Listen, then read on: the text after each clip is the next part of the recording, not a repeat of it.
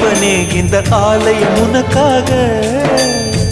வானில் ஒரு புயல் மழை வந்தால் அழகே என்னை எங்கனம் காப்பாய். கண்ணே உன்னை என் கண்ணில் வைத்து இமைகள் எனும் கதவுகள் அடைப்பேன். சத்தியமாகுமா? நான் சத்தியம் செய்யவா?